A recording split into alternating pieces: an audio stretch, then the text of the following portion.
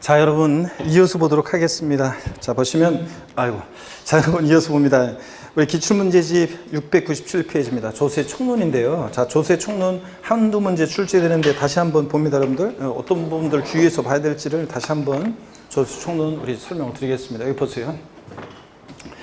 우리가 핵심 요약하면서 제가 설명을 드렸는데 조세 총론 되는데 한두 문제 출제되는데 30페이지만 3문제 나왔지 하여튼 한두 문제입니다. 그런데 출제 예상하시면 되고 조세의에서는 같은 조세의에서는 여러분들이 물납부, 날납부 허용되는 세금들만 잘 알아두시면 되고 조세 분류에서는 작년에 부동산 활동에 따른 분류가 출제가 됐죠. 그래서 부동산 보유시에 부과되는 세금 골라봐라 나왔었는데 하여튼 조세 분류는 틈틈이 가끔씩 출제가 되는 부분이고요. 그 다음에 징수 방법, 이 세금은 어떻게 징수가 되는지, 또 그 다음에 여기서 나온 건데 가산세와 가산금이요.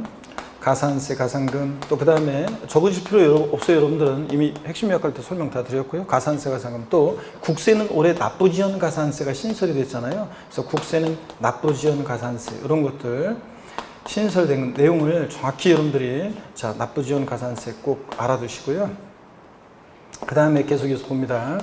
얘네들은 올해 또 물어볼 가능성이 높습니다. 최근에 가산세, 가산금이 계속 틈틈이 시험에 나왔지만 또 역시 중요합니다. 그래서 역시 또 중요하고 올해 잘 보셔야 되고 납부지원 가산세 신설된 내용까지 해가지고요. 그 다음에 또 우리 세금 납부할 의무, 납세 의무는 일정 환경에 성립을 하고 또 확정이 되고 또 소멸하는 과정을 거칠 때, 그럴 때 여기 보시면 우리가 조세 분류에서 30페이지 시험에서 나왔었어요. 그 다음에 우리가 성립, 확정, 소멸해서 28회, 그 다음에 성립에서 29회. 자, 그렇기 때문에 30회 작년 안 나왔기 때문에 성립, 확정, 소멸 부분이 올해 31회 시험에서는 중요하다는 거 말씀드리고요. 그 다음에 또 국세, 지방세 우선의 원칙과 예외요. 세금은 일반 채권이나 공과금보다 담보가 없이도 체납자 재산이 매각이 됐을 때 매각득음에서 우선해서 징수하는 것이 원칙인데 또 예외가 있잖아요. 예외가 있습니다. 자, 그래서 이 내용들, 그래서 요 원칙과 예외에서 이게 가끔 나오는 건데 29회 나왔는데 30회 또 나왔어요. 그래서 이거 잘 여러분들이 자, 공부는 해두는데 다만 올해 독립한 문제의 출제 가능성은 낮다. 근데 또 개정 내용이 있기 때문에 종합문제 속에서 지문 한 줄은 나올 수 있다는 거 대비하셔야 되고, 그 다음에 또 조세 불복 절차요. 조세 불복 절차도 23회 시험 때 딱 한 번 나오고 그 전에 한 번도 안 나오다가 23회 때 딱 한 번 나오고, 그 다음에 이게 25회 시험 때 종합문제 속에 지문 한 줄 나오고, 그리고 안 나오다가 이게 이제 작년 30회 시험에서 조세 불복 절차가 나왔어요. 그래서 올해 또 나올 가능성이 높지는 않고, 그 다음에 뭐 우리가 소유 송달이라든가 그 외에 뭐 나머지 것들은 좀 그렇고요. 근데 올해 기한후 신고라는 것과 기한후 신고와 이 수정 신고가 시험에 최근에 나온 건 아닌데요. 최근에 개정 내용이 계속 올해도 2020년 개정세법도 있고 그렇기 때문에 기한후 신고와 수정 신고도 주의해서 잘 보셔야 되겠습니다. 그래서 이런 것들을 테마로 우리가 조세 총론 대비합니다. 자, 기출문제를 한번 보시면 기출문제집 697페이지입니다. 01번에 자, 27회 때 문제입니다. 지방세 기본법상 가산세에 관한 내용으로 옳은 거 그랬습니다. 우리 신고납부하는 세금, 신고납부 불성실했다. 가산세, 지방세 가산세는 신고행위와 납부행위를 구별해서, 그죠? 그래서 신고를 불성실했다. 그러면 신고납부하는 세금, 지방세, 신고 불성실 가산세는 의무 위반의 정도에 따라 40%, 20%, 10% 깔아놓고 하루하루 지날 때마다 납부 불성실 가산세, 지방세는 납부 불성실 가산세가 적용됩니다. 불성실 가산세가 요거 적용되는데, 요거 국세에서는 이제 납부지연 가산세로 바뀌었고, 국세는 납부지연 가산세로 바뀌었고요. 자, 그래서 이렇게 해서 이제 납부불성 가산세는 미납부 과소납부한 세액에다가 하루하루 지날 때마다 일일 0.025%로 납부지연 가산세, 1십만 분의 25의 납부불성 가산세가 적용됩니다. 자, 신고불성 가산세는 신고기한 하루만 딱 지나도 의무 위반의 정도에 따라 자, 부정무신고, 부정한 방법으로 무신고하거나 자, 부정한 방법으로 과소신고했다. 자, 그러면 요거 40% 가산세 적용되죠. 그 다음에 그냥 무신고다, 부정한 방법 없고 그럴 때는 무신고 가산세 무신고 납부세액이 20%, 신고했는데 적게 신고했다. 과소신고가산세 10%예요. 요거는 신고기한 하루만 딱 지나도 깔아놓고 그 다음에 하루하루 지날 때마다 일일 0.025%로 납부불성시간세 적용되는 겁니다. 이게 이제 일반 가산세입니다. 지방세. 자, 그러면은 교재 보겠습니다, 여러분들. 1번 무신고가산세 사기나가밖에 부담을 유인하지 않은 경우, 그냥 무신고가산세는 납부세액이 몇 프로요? 20%예요. 그래서 1번 확실하잖아요. 단순 암기식 문제예요. 확실한 거고 20%대. 그래서 가산세 1번 정답입니다. 옳은 거. 2번 무신고가산세 사기나가 그밖에 부정을 유인한 경우, 부정무신고가산세는 납부세액이 몇 프로요? 40%입니다. 그 다음에 3번 과소신고가산세 사기나가 밖에 부정을 유인하지 않은 경우에, 자, 요거 과소신고 납부세액이 몇 프로입니까? 10%고. 그 다음에 4번 과소신고가산세 사기나 그 밖에 부정하기로 인한 경우에 부정과소신고가산세는 몇 프로? 40% 기억하고. 그 다음 100분에서 50 틀렸고요. 5번 납부불성시간세 납부하지 않은 세액의 20%입니까? 아닙니다. 납부불성시간세는 일일 얼마? 0.025%. 자, 1십만 분의 25 가산됩니다. 그래서 5번 틀렸고요. 1번이 정답입니다. 넘어가시면요. 2번 문제 보겠습니다. 2번 문제는 조세 분류에서 우리가 지방세 과세 주체에 따른 분류인데 7개 부동산 관련한 세금들의 과세 주체를 주의하시면 된다고 그랬습니다. 7개 세금들의. 자, 지방세기본법상 특별시세 세목이 아닌 거랬는데 주민세는 과세 주체가 특광시군입니다. 특광시군. 그 다음에 취득세, 특광도, 지방소비세, 지자로 이름 시작하는 지방세 4가지 중에서 지방소득세만 특광시군, 나머지는 특광도. 그러니까 지방소비세 특광도입니다. 지방교육세 특광도입니다. 다 특별시세예요. 등록면허세만 구도죠. 등록면허세는 특별시 광역시에서는 구, 도가 아닌 구는 도잖아요. 구세고 도세입니다. 그렇죠, 여러분들? 그래서 우리가 부동산 관련한 7개 지방세 세금들의 과세처만 주의하면 돼요. 여기 보세요, 여러분들. 그래서 우리가 제가 요약집 강의하면서 정리해드렸던 거 말고 한번 보겠습니다, 여러분들. 우리가 취득세 다시 다른 모습으로 정리해드리면 취득세는 과세주체가 특광도, 그 다음에 등록면허세는 구도, 특별시 광역시에서는 구, 그래서 특별시세가 아니라는 얘기죠. 정답인데 구세고 도세입니다. 도가 있는 것은 도고, 재산세는 과세주체가 누구라고 그랬습니까? 시군구고. 그 다음에 우리가 지자로 이름 시작하는 지방세 4가지가 있는데 그 중에서 보세요. 지자로 이름 시작하는 4가지. 지역자원시설세, 지방 소비세, 그 다음에 지방교육세요. 자, 이렇게 해서 얘네들은 과세 주체가 특광도입니다. 특광도고요. 그런데 지자로 이름 시작하는 4가지 중에서 지방소득세만 과세 주체가 뭐라고 그랬습니까? 특광시군이요. 특광시군. 어떻든 간에 지자로 이름 시작한 애들은 전부 다 특별시 광역시세예요. 다만 지방소득세는 특광시군입니다. 얘만 특광시군이고, 지자로 이름 시작한 4가지 중에서 얘만 특광시군이고, 나머지 지자로 이름 시작한 애들은 다 특광도세고요. 차이점 이렇게 해서 애들 알아봅니다. 주민세도 특광시군이지만 얘네들만 알면은 과세주체 고르는데 답 고르는데 시장이 없다고 그랬습니다. 어려울 거 없잖아요. 취득세 특광도, 등록면세 구도, 재산세 시군구, 지자로 이름 시작하는 4가지 중에서 어떤 애만 지방소득세만 특광시군이고 나머지는 특광도. 여기서는 하여튼 특별시세가 아닌 거 그랬으니까 등록면세만 특별시세 아니고 얘네들 지자로 이름 시작하는 애들은 다 특별시 광역시세입니다. 자, 그러면 계속 이어서 보겠습니다. 3번 문제 보겠습니다, 여러분. 3번 문제 보니까 활동에 따른 분류예요. 2020년 4월 중 부동산을 취득하는 경우에 취득 단계에서 부담할 세금을 모두 고른 것은 그랬습니다. 재산세는 부동산 보유 시에 부과되는 대표적인 재산 보유세죠. 상식이고, 그 다음에 농어촌 특별세는 농부하저씨니까 닦이는 애죠. 취득고양도 닦이고, 그 다음에 종합부동산세는 보유 시에만 부과되는 대표적인 보유세죠. 그 다음에 지방교육세는 취득과 보유에 동시부가 되고, 인지세 원칙적으로 취득과 양도에 동시부가 되고, 그러니까 여러분은 취득당에 부과될 수 있는 세금은 니은, 그 다음에 리을, 미음입니다. 근데 이 문제는 우리가 상식적으로 알 수 있는 것이 세법을 또 한 몇 달 공부하면 재산세, 종부세가 대표적인 재산 보유세라는 건 상식입니다. 그럼 재산세, 종부세 빼놓으면 2개 빼는 확실한 거 빼니까 나머지 3개씩 짝져져 있으니까 당연히 나머지 고르셔 써야 되는 겁니다, 여러분들. 그죠? 그래서 이거 다시 한번 봅니다, 여러분. 여기 보세요. 부동산 활동에 따른 분류 다시 한번 봅니다. 부동산 우리가 부동산 취득과 그 다음에 보유, 그 다음에 양도 다시 한번 봅니다. 부동산 취득 시에 만부과되는 것 취득세, 등록면허세, 상속증여세 얘들 딱 틀을 잡고 그 다음에 보유 시에 만부과되는 대표적인 보유세, 재산세, 층부, 지역자본시설세, 특정부동산분, 종합부동산세, 재산세, 층구, 지역자본시설세, 특정부동산분, 종부세, 양도 시에 만부과되는 거 양도소득세 이렇게 틀을 딱 잡아놓고 취득 시 보유 시 양도 부과되는 세금. 그 다음에 이제 동시 부과되는 애들만 따로 빼서 공부하면 된다 그랬잖아요. 취득과 보유에 동시 부과되는 세금. 양도에 부과되지 않고 어떤 거? 지방교육세. 보유와 양도에 동시 부과되는 세금이 있어요. 취득에 부과되지 않고 보유와 양도에만 동시 부과되는 세금. 지방소득세, 종합소득세. 지방소득세는 보유와 양도에만 동시 부과됩니다. 그래서 여러분들 종합소득세는 할 때 지방소득세, 보유와 양도만. 그 다음에 취득과 양도에만 동시 부과되는 세금이 있습니다. 취득과 양도에만 동시 부과되는 세금 어떤 거예요? 인지세. 문서에 부과하는 국세, 인지세는 취득과 양도에 동시 부과됩니다. 보유에 부과된다는, 보유 시에도 부과될 수 있다는, 취득, 보유, 양도 다 부과될 수 있다는 견해도 있고요.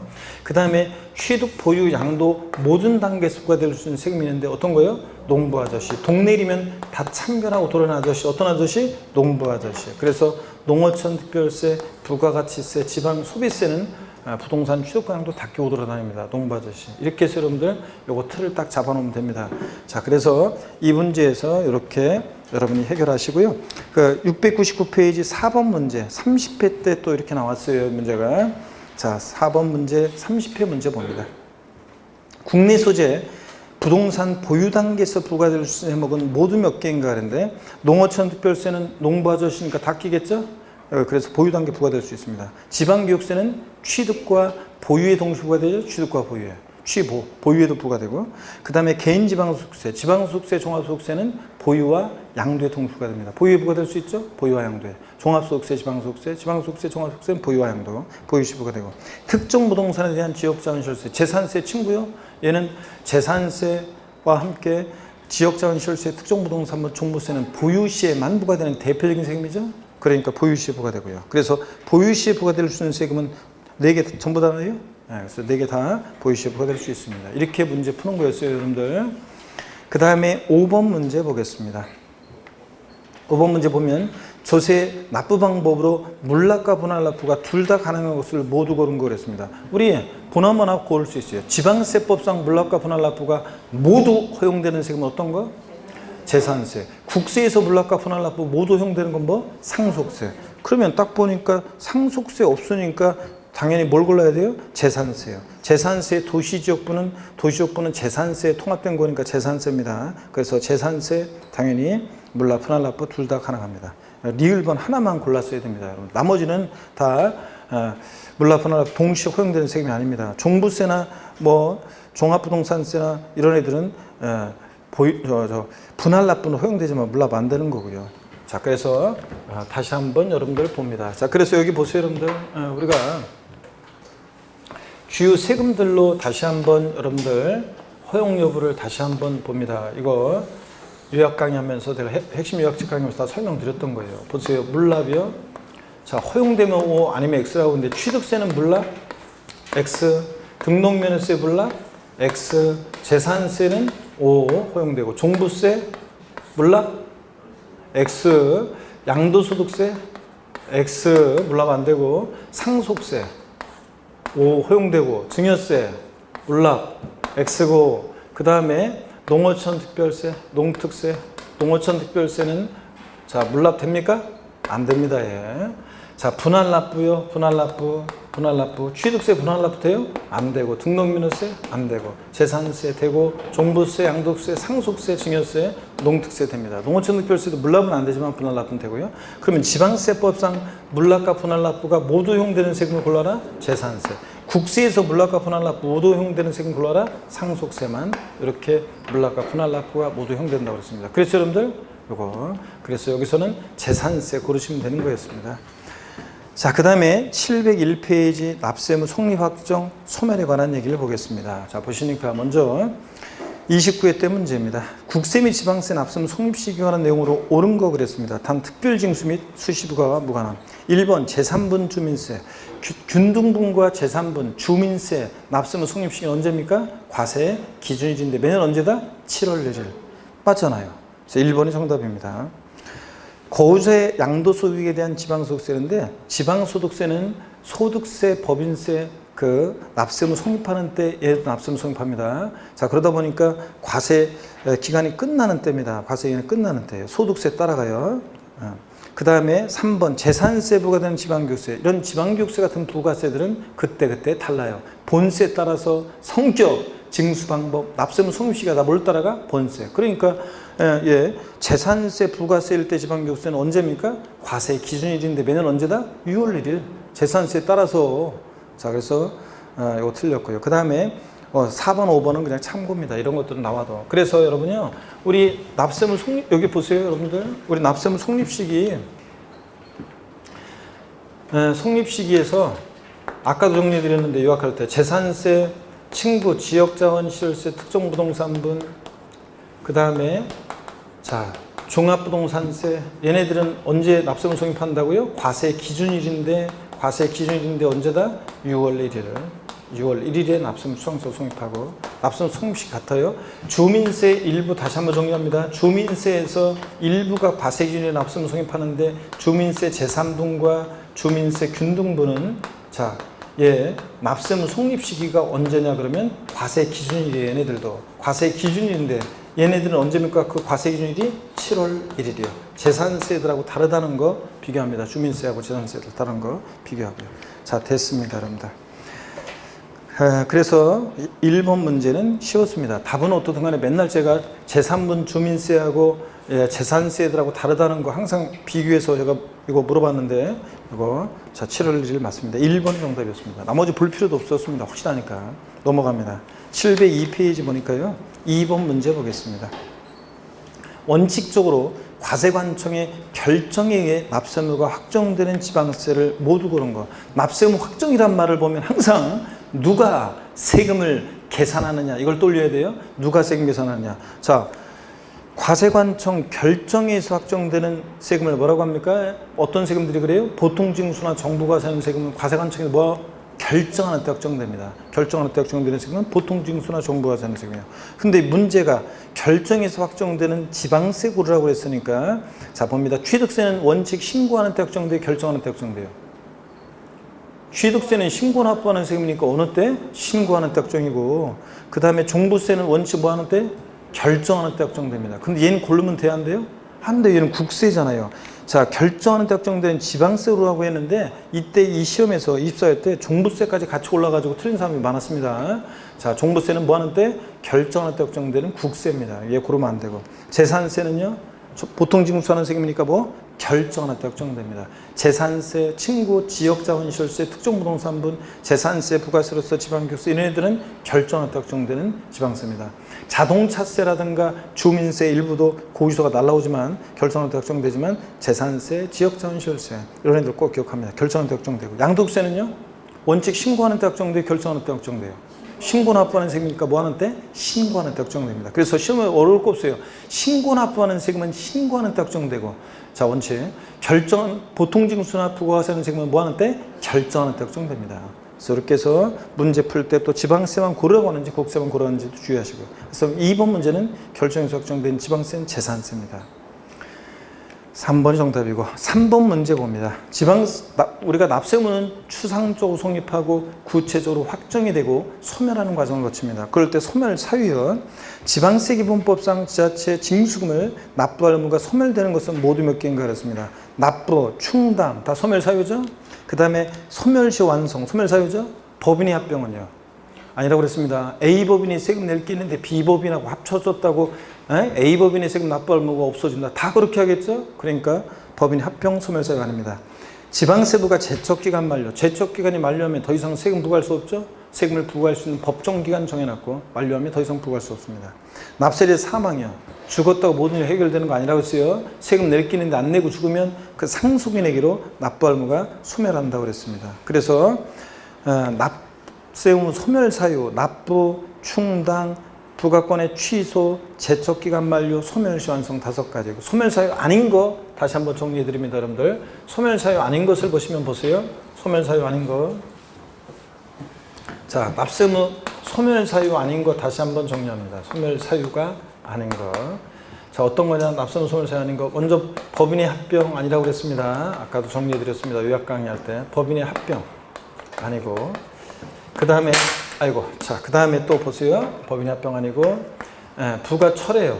고지서를 보냈는데 주소나 영업소가 불분명해서 고지서 도달이 안 돼. 고지서 보냈던 걸 철회, 걷어들였다가 주소, 영업소 확인해서 다시 보냅니다. 그러니까 부가 철회, 소멸사유 아니고 그 다음에 납세자 사망, 소멸사유 아니라고 했습니다. 죽었다고 모든 일이 해결되는 게 아니에요. 납세자 사망도 소멸사유 아니다. 이렇게 해서 소멸사유 아닌 거 여러분들이 정리해 두시면 됩니다.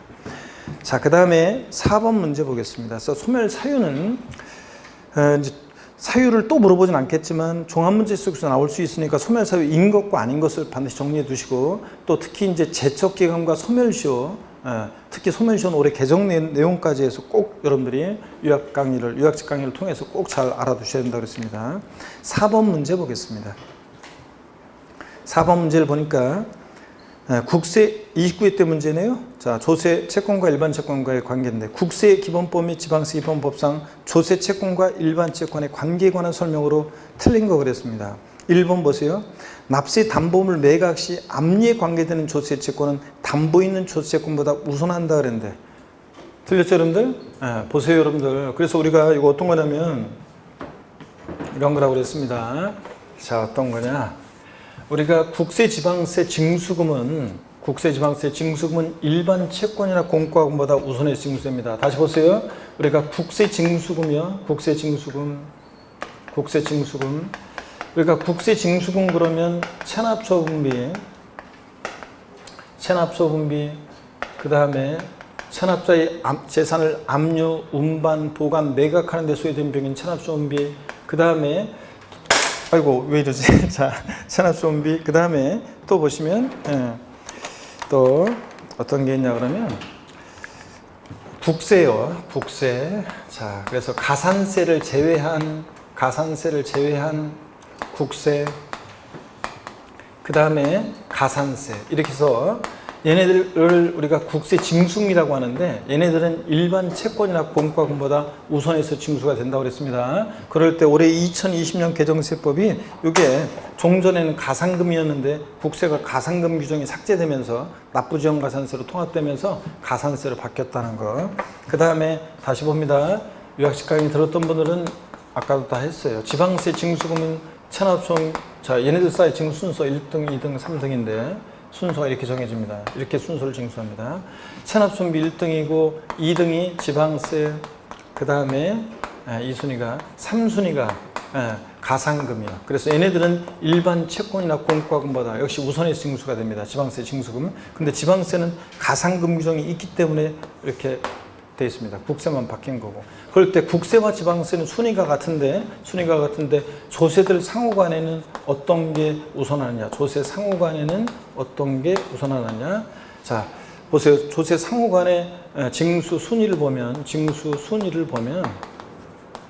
먼저 압류한 조세, 압류 치고 담보 있는 조세, 담보된 조세가 1등이고 그 다음에 2등이 압류한 조세.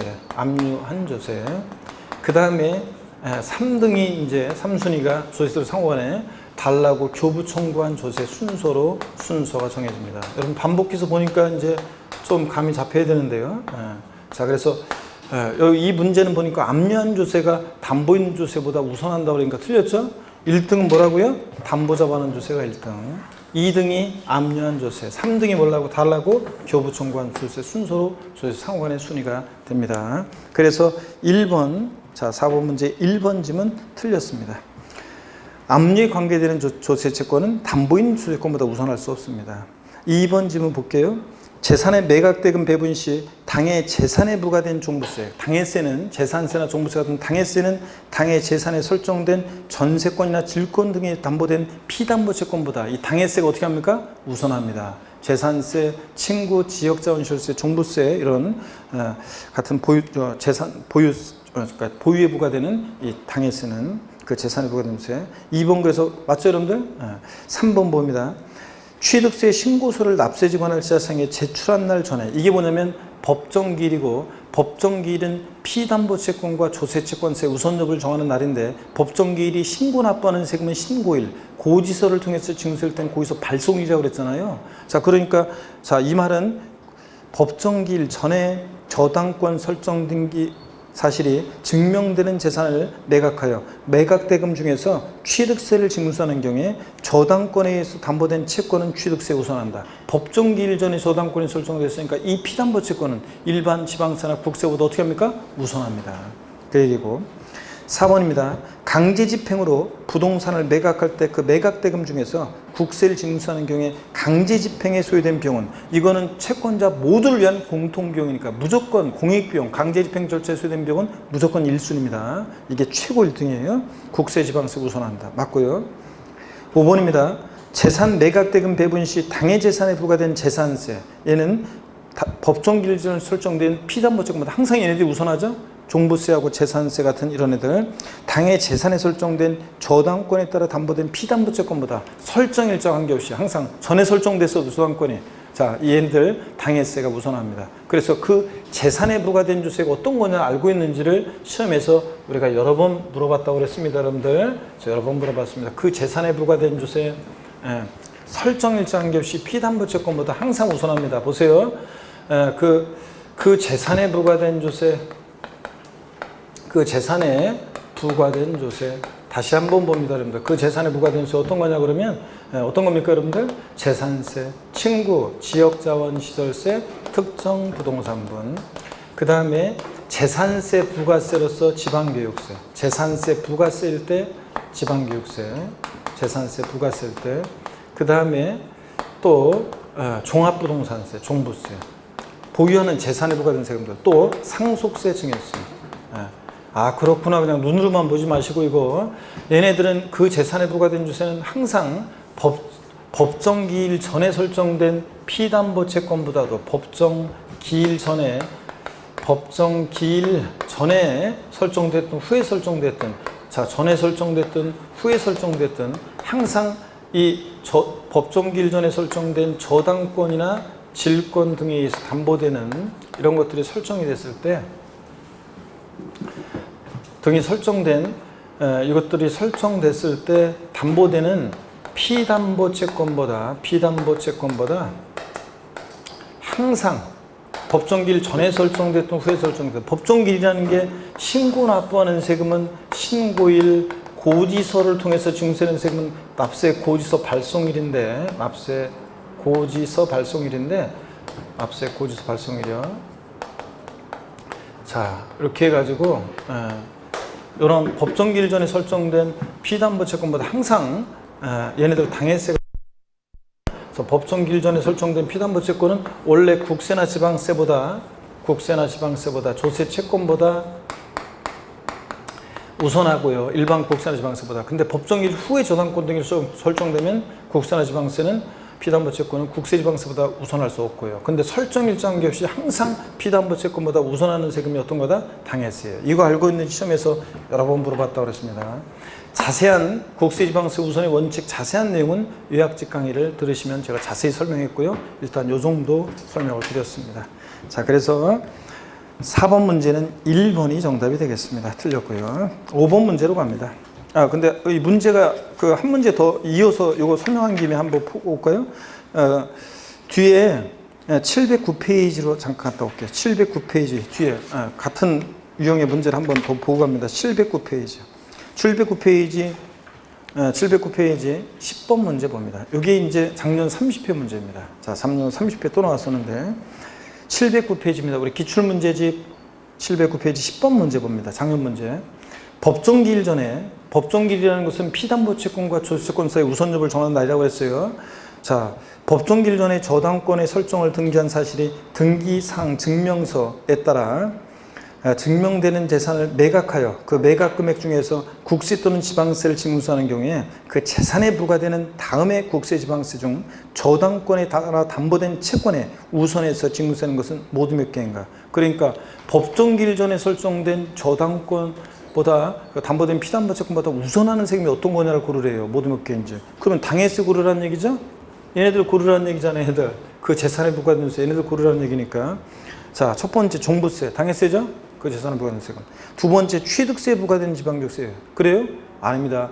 지방교육세 같은 부가세는 항상 본세에 따라서 그때 따라 달라요. 재산세 부과세일 때 지방교육세가 재산세에 따라서 당해세가 되는 거고. 등록면허세 아니죠? 부동산 임대에 따른 종합소득세 그래요? 아니고 그 재산에 부과되는 세금이 아니잖아요. 특정 부동산에 대한 지역자원시설세는요.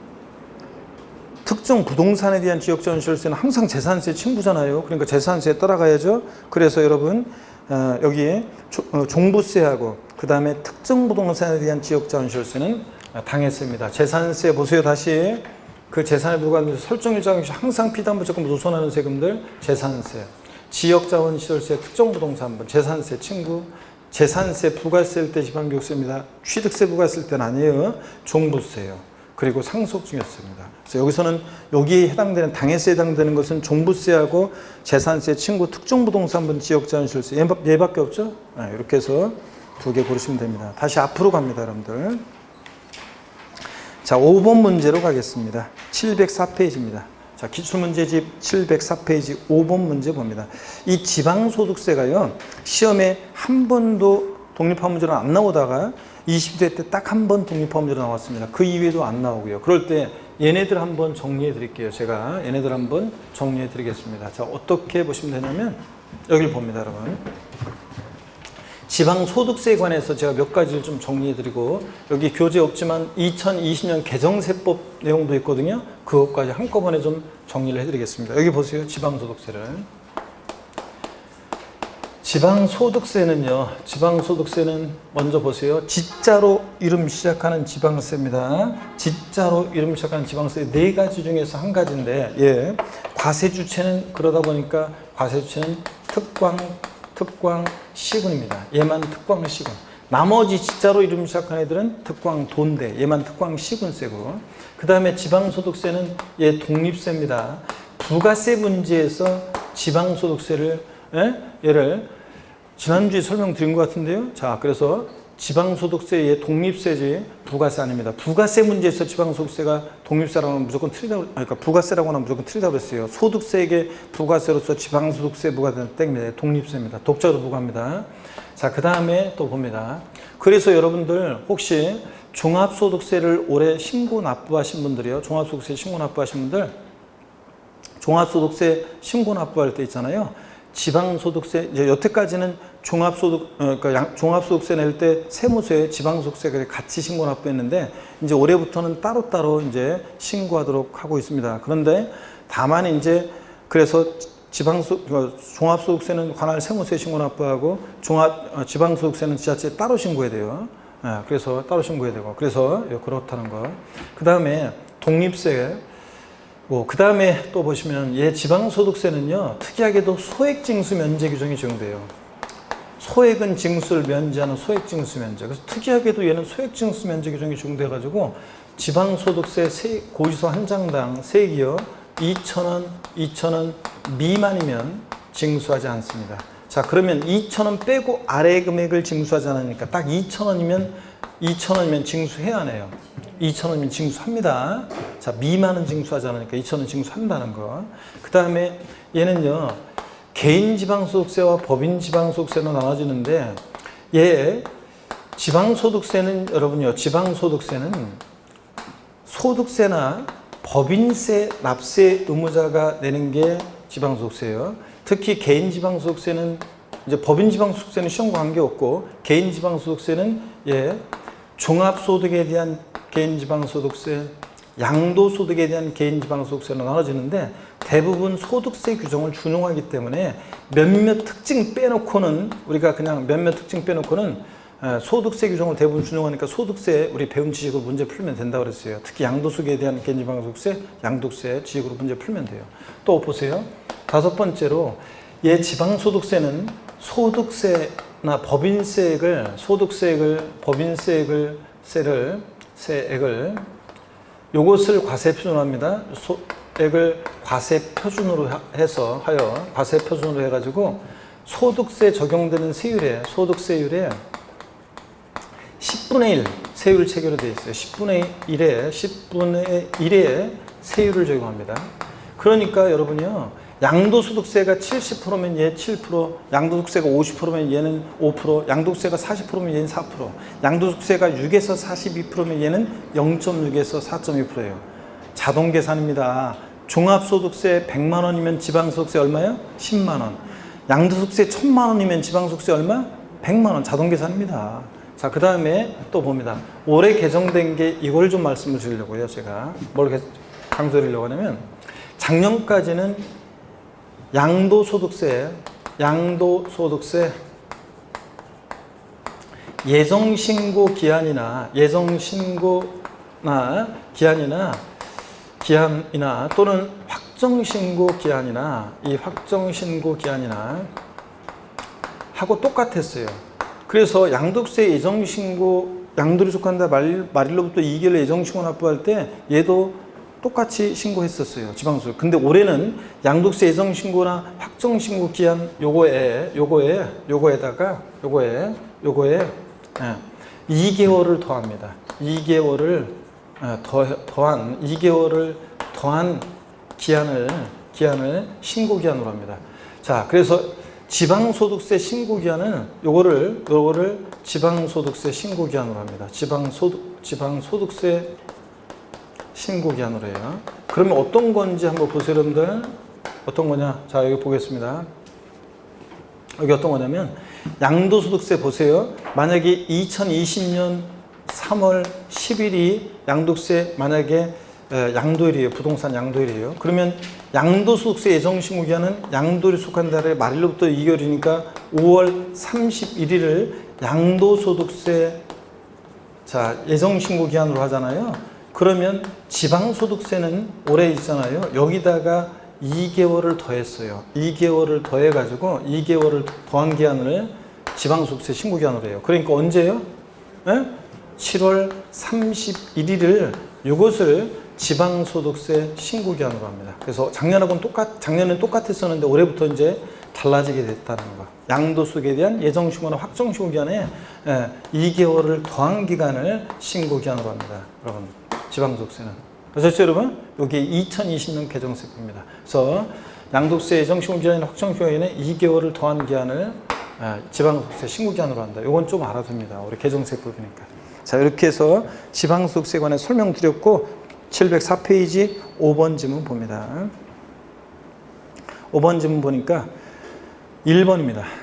자, 지방세법상 고유자의 국내자산 양도소득에 대한 지방소득세에 관한 설명으로 틀린 거였습니다. 자, 1번 양도소득에 대한 개인지방소득세 과세표준은 종합소득 및 퇴직소득에 대한 개인지방소득 과세분과 어떻게 합니까? 구분해서 계산합니다. 양도소득이 분류과세하니까 얘도 따로 구분해서 과세합니다. 합산하여 포함하여 그럼 틀리고 분류과세하니까 맞습니다. 2번 양도소득에 대한 개인지방소득세 세기 2,000원 경에 이를 징수하지 않는다. 2,000원 미만은 징수하지 않으니까 2,000원 징수합니다. 그래서 재산세, 지역자원시설세와 함께 지방소득세는 소액징수면 적용되는데 거기서 장당 세기 2,000원 미만은 징수하지 않으니까 2,000원 징수합니다. 2,000원인 경우 징수하지 않는다. 틀렸습니다. 정답 쉬웠고 2번 정답. 3번 양도소득에 대한 개인지방소득세 공제세액이 산출세액을 초과하는 경우에 그 초과하는 금액은 없는 것으로 한다. 그러니까 산출세액 범위 내에서만 공제해준다는 얘기고요. 4번이요. 양도소득에 대한 개인지방소득세 과세표준은 소득세법상 양도소득 과세표준으로 하는 것이 원칙이다. 그러니까 양도소득세액이 100만 원이면 그걸 과세표준한다는 얘기예요. 그래서 양도세액을 과세표준에서 거기다가 이제 세율이 적용됩니다. 5번입니다. 소득세법상 보유한이 8개월인 조합원 입주권에서 양도소득에 대한 개인지방소득세 과세표준의 1,000분의 44, 0.4%를 적용한다고 그랬는데, 여러분 양도소득세가 조합원 입주권은, 주택과 조합원 입주권은 세율이 같이 갔는데 양도 영혼이 가출한 것 같은 느낌이 드는 분도 계시는데, 양도소득세 세율은요, 주택 및 조합원 입주권 미등기 70, 1년 미만이다 40%, 1년 이상만 보여도 주택 및 조합원 입주권은 6에서 42% 초과세율 적용됩니다. 그러니까 자, 조합원 입주권이 8개월이니까 1년 미만이면 원래 몇 프로예요? 40%. 그러면 지방소득세는 0.4%가 돼야죠. 양도소득세가 40%면 그 10분의 1 세율 체계로 돼 있으니까 몇 프로? 0.4%. 1,000분의 40이면 죄송합니다. 4%야죠. 4%. 양도소득세가 1년 미만이면 40%잖아요. 그럼 얘는 몇 프로가 돼? 4%. 그러니까 1,000분의 40이니까 몇 프로예요? 4%. 맞잖아요. 10분의 1 세율 체계로 돼 있다니까요. 양도소득세가 50%면 얘는 5%. 양도소득세가 40%니까 얘는 4%. 저기 1,000분의 44% 맞습니다. 6번 문제 봅니다. 지방세 기본법상 자, 부가징수 및 불복에 관한 설명으로 옳은 것은 그랬습니다. 1번에 보니까요. 납세자가 법정 신고기한까지 소득세 과세물 신고서를 제출하지 아니해서 해당 지방소득세를 부과할 수 없는 경우에 지방세 부과 제척기간은 5년이다 그랬는데, 우리 지방세 제척기간은 정리해드렸었습니다. 요약 정리할 때 10년, 7년, 5년입니다. 사기쳤다 10년, 무신고 7년, 기타 5년입니다.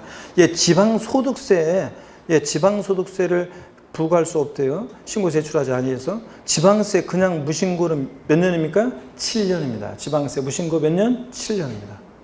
1번 7년이고, 2번 지방세에 관한 불복 시 불복 청구인은 이의신청을 거치지 않고 심판 청구를 제기할 수 없다. 여러분, 자, 이의신청은 조세 불복 절차에서 임의적이라고 그랬어요. 이의신청 절차를 거치지 않고도 바로 그냥 심사청구란 심판 청구를 제기할 수 있다고 그랬습니다. 그래서 여러분들, 그래서 우리 조세 불복, 자, 보시면 조세 불복이요.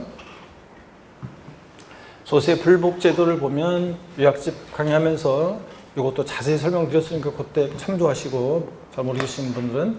자, 그래서 조세 불복하는 불복 청구인은, 자, 조세관에서 우리가 부당한 청구를 받았을 때 이의신청 제기할 수 있고, 또 심사청구와 심판 청구를 제기할 수도 있고요. 도지사 같은 사람한테 심사 청구, 또 조세 심판원의 심판 청구를 구할 수도 있고요. 또 안 되면 우리가 행정법원에 행정소송도 제기할 수 있다고 그랬습니다. 그랬죠? 행정법원에 행정소송도 제기할 수 있고. 근데 이 신청은 임의적이어가지고 반드시 거쳐야 되느냐? 자, 이거 임의적이라고 했습니다. 그래서 반드시 거쳐야 되는 건 아니라고 그랬죠? 그래서 이 신청 절차를 거치지 않고도 심사 청구나 심판 청구를 제기할 수 있다고 그랬습니다. 그죠? 근데 이 심사 청구와 심판 청구는 필수적으로 거쳐야 되지만 얘는 선택적 필수 절차, 즉 심사 청구와 심판 청구는 중복해서 청구 받을 수 있다 없다? 중복 청구는 안 된다고 그랬습니다. 둘 중에 하나만 받아야지. 자, 그리고 국세는 이런 이의신청 절차를 거친 다음에 행정소송을 제기할 수 있는데, 근데 지방세는 바로 불복 청구이니 이런 행정 절차를 거치지 않고도 바로 지방세는 바로 이런 행정소송을 제기할 수 있다고 그랬습니다. 바로. 근데 국세는 바로 그냥 이런 절차를 거치지 않고 행정소송을 제기할 수 없다고 그랬습니다. 그렇죠, 여러분들? 요거. 자, 그러면 다시 한번 봅니다. 문제, 그래서 2번 지문, 지방세에 관한 불복 시 불복 청구인은 이의신청서를 거치지 않고 심판 청구 제기할 수 없다 그랬는데 제기할 수 있습니다. 거치지 않고도.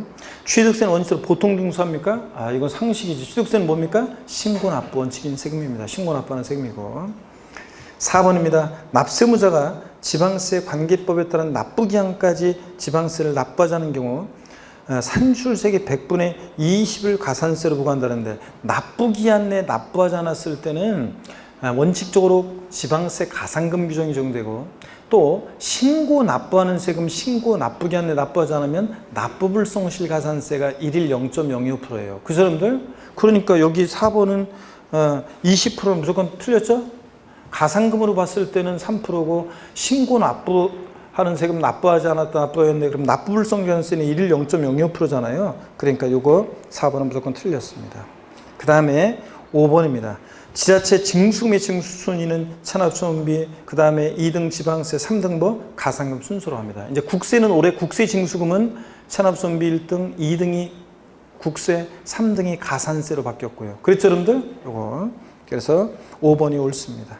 순서. 얘네들은 일반 채권이나 공보다 우선의 징수세고요. 7번 문제로 가겠습니다. 힘내시면서 여러분들 얼마 안 남았어요. 자, 7번 문제. 지방세법상 이의신청 또는 심판 청구에 관한 설명으로 틀린 거랬습니다.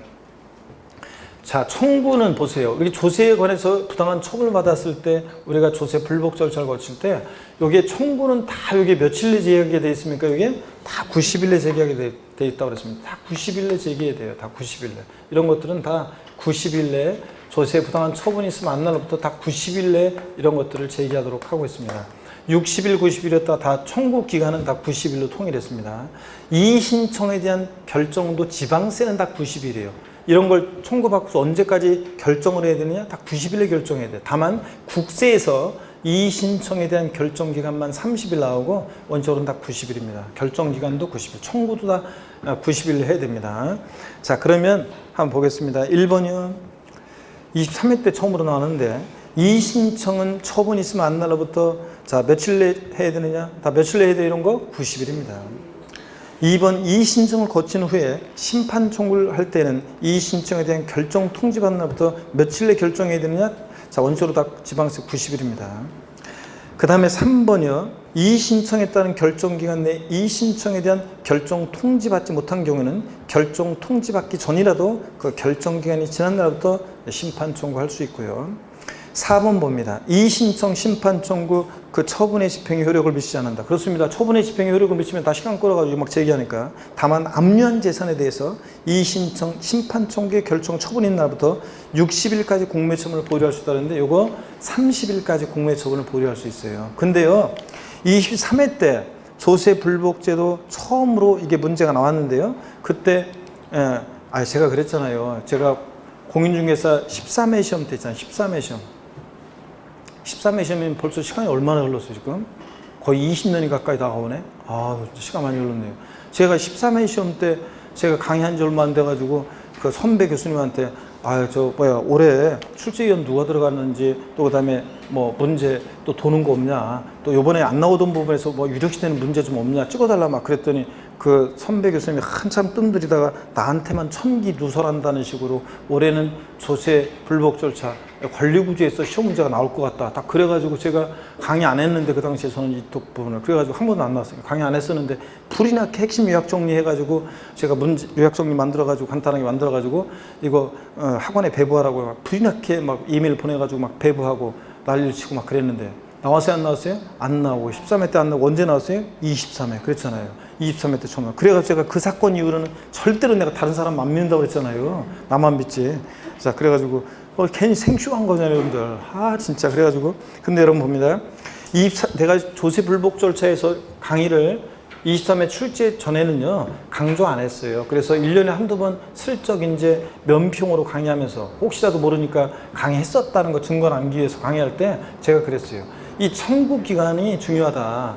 근데 이런 건 청구 기간은 다 90일이다. 그래서 일단 60일 나오면 일단 60일 90일이었다가 90일로 요 전에 개정이 된 게 있어가지고 개정이 됐어가지고 제가 60일 나오면 일단 틀렸다고 보시라고 그랬는데 어떤 수험생 제 강의 들었던 분 중에 수업을 잘 들은 분들은요 이 7번 문제 4번을 딱 찍었어요. 왜 찍었냐면요 대충 보니까 90일 나오는데 60일이 있으니까 제 음성이 들렸잖아요. 60일 나오면 일단 틀렸다. 그러니까 이걸 딱 찍었어요. 근데 이건 원래는 며칠이에요? 30일. 근데 60일 나왔다고 틀렸다고 생각해서 맞췄어요. 90일인 줄 알고.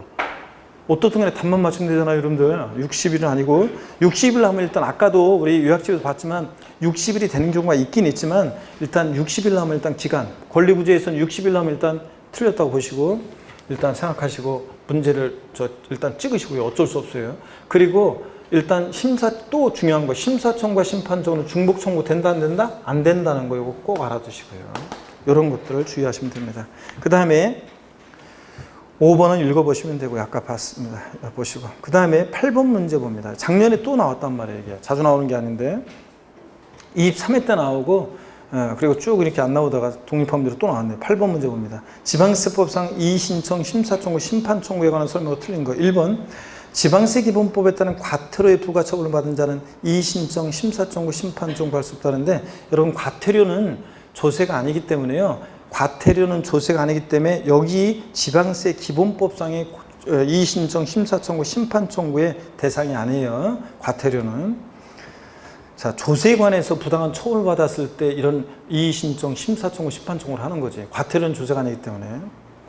1번 맞고요. 2번 봅니다. 심판청구는 그 처분의 집행에 효력이 미치지 않지만 압류한 재산에 대해서는 심판청구 결정이 날부터 30일까지 공매처분을 보유할 수 있다. 이거는 23회 때도 나왔었고요. 3번입니다. 지방세에 관한 불복 시 불복 청구에는 심사청구를 거치지 않으면 행정소송을 제기할 수 없다는데 여기 보세요 여러분들. 자, 지방세는 이런 절차를 거치지 않고도 바로 그냥 행정소송을 제기할 수 있어요. 근데 국세는 이 심판 전치주의, 그래서 이런 것들을 거친 다음에 행정소송을 제기할 수 있어요. 국세는. 근데 지방세는 그냥 이런 절차를 거치지 않고도 바로 그냥 행정소송을 제기할 수 있다는 얘기입니다. 이해되십니까 여러분? 그래서 이 8번 문제는 3번 틀렸습니다. 지방세는 이런 절차를 거치지 않고도 행정소송을 제기할 수 있습니다. 없다니까 틀렸어요. 그 다음에 4번 읽어보시고 그 다음에 5번 뭐 심사청구 이유 없으면 뭐 청구를 기각하는 결정하고 이런 거 읽어보시고요. 넘어갑니다. 9번 문제 보겠습니다. 라스트입니다. 오늘 10번 문제는 아까 풀어드렸잖아요. 9번 문제 라스트입니다. 24회 때 문제인데 서류 송달. 이거는 서류 송달은 24회 때 전에도 안 나오고 후에도 안 나오고 이거 딱 한 번 24회 때 나왔어요. 서류 송달은. 한번 보겠습니다. 지방세 기본법상 공유 송달할 수 있는 경우가 아닌 거 그랬는데 1번 송달을 받아야 할 자의 주소, 영업소가 국외에 있고 그 송달이 곤란해요. 2번 송달을 받아야 할 자의 주소, 영업소가 분명하잖아요. 3번 서류를 우편으로 송달했는데 받을 사람 없는 것으로 확인돼서 반송됨으로써 나쁘게 않네 송달이 곤란해요. 4번 서류를 송달할 장소에 송달을 받을 자가 정당한 사유 없이 수령을 거부해요.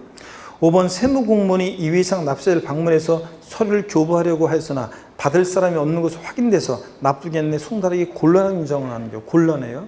자, 요 서류 송달을 제가 이입사 시험 전에 제대로 강의 안 했어요. 그랬는데도 요 9번 문제를 잘 맞춘 분들이 계세요. 왜 맞췄냐고요?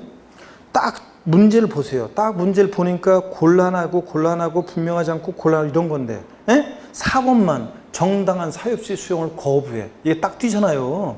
그래가지고 4번을 찍어가지고 맞추었어요. 자, 그런데 여러분 봅니다. 우리가 서류 송달은 보세요. 서류 송달은 우편으로 송달하는 방법, 교부 송달, 직접 주는 교부 송달 방법, 또 이메일로 전자 송달하는 방법이 있습니다. 그럴 때 공송달이라는 것은 교부 송달이나 이게 우편 송달 같은 거 할 수 없을 때 우리가 공송달이라는 것은 널리 보이게 송달하는 방법이니까 공송달은 어떻게 하냐면 관보에 게시하거나 지방세 정보통신망 같은 거 홈페이지에 게시하거나 또 일간신문 같은 게 게시하거나 뭐 이런 식으로 해가지고 우리가 공송달합니다. 이런 사유가 있을 때는 어쩔 수 없이 공송달하는 거예요. 근데 여기 4번은 어떤 거냐면 서류를 송달할 장소에서 서류를 받아야 할 자가 정당한 사유 수용을 거부해. 그럼 거기다 그냥 유치송달이라고 그래가지고 유치송달이라서 거기다 그냥 놓고 올 수 있습니다. 자, 이런 것을 유치송달이라고 합니다. 그러니까 4번은 공송달의 사유가 아닙니다. 나머지는 다 곤란하고 분명하지 않고 이것만 거부하니까 유치송달입니다. 이건 공송달할 수 있는 사유가 아닙니다. 4번 정답입니다. 됐습니까 여러분? 이렇게 해서 이 정도 보시면 되겠습니다. 자, 이렇게 해서 여러분들 다 받고 다음 주에는 이제 지방세로 넘어가서 우리 취득세부터 본격적으로 보겠습니다. 고생 많으셨고 다음 주에 씩씩한 모습으로 다시 뵙겠습니다. 여러분 고맙습니다. 수고하셨습니다. 여러분.